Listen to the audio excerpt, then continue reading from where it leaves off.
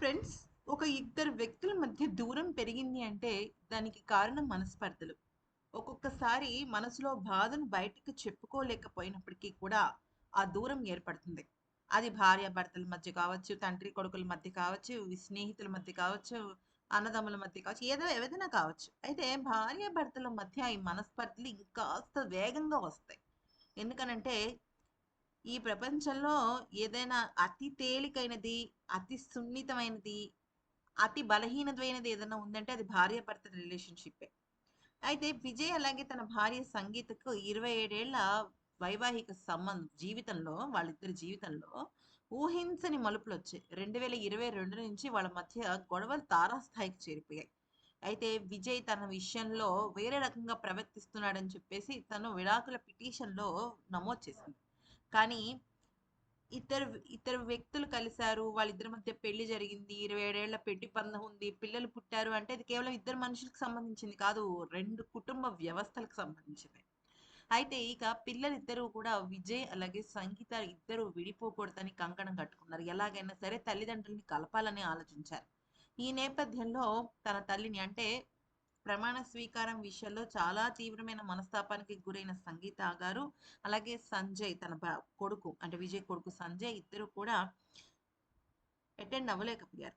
అయితే ఈ నేపథ్యంలో సంగీత, విజయ్ ఇద్దరు కూడా మనసు విప్పి ప్రశాంతంగా మాట్లాడుకుంటే మేబీ వాళ్ళ మధ్య ఉన్న మనస్పర్ధలు తొలగిపోతాయని చెప్పేసి అటు విజయ్ తండ్రి, తల్లి అలాగే ఇటు సంగీత వాళ్ళ కుటుంబ సభ్యులు అంటే వాళ్ళ పుట్టింటి వాళ్ళు, అలాగే పిల్లలు సంజయ్, దివ్య అందరూ కూడా ఈ విధమైన ఫ్యామిలీ డిస్కషన్ పెట్టారు.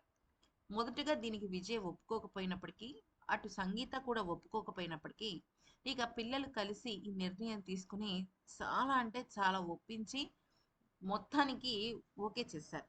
అది అందుకనే మీడియా కవరేజ్ అలాగే కొన్ని రహస్యంగా వాళ్ళు కలుసుకోవటం అయితే జరిగింది. కాకపోతే సోషల్ మీడియాలో సూపర్ వైరల్ అయింది. అయితే దీని గురించి అంటే ఆహ్, మా సంజయ్ గాని, లేకపోతే సంగీత గారు గాని, విజయ్‌తో మాట్లాడదామని ఏకాంతంగానే అనుకున్నారు.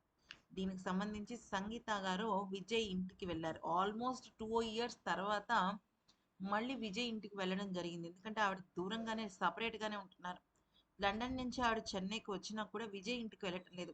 కానీ 2 ఏళ్ల తర్వాత ఆవిడ విజయ్ ఇంటికి వెళ్ళి చాలా సేపు ఆవిడ మనసు విప్పి మాట్లాడుకున్నారు. ఈవెన్ విజయ్ కూడా అలాగే మాట్లాడాడట. కాకపోతే ఇక్కడ ఏంటంటే మ్యాటర్ వీళ్ళిద్దరి విడాకులు ఇంకా కన్ఫర్మ్ కాలేదు ఫ్రెండ్స్. కేవలం ఆహ్, ఆమె ఒక డెసిషన్ తీసుకోవాలని నిర్ణయించుకుంది. కానీ విజయ్ మనసు మారినా, సంగీత కాంప్రమైజ్ అయినా కూడా ఈ యొక్క విడాకులనేవి కార్యరూపం దాల్చవు. ఏదైతే పిల్లలు ఇద్దరు తల్లి, తండ్రి కలిసి ఉండాలనుకున్నారో అది నిజమవుతుంది. మరి ఈ వీడియో నచ్చితే లైక్ చేసి సబ్స్క్రైబ్ చేసుకోండి. Thanks for watching.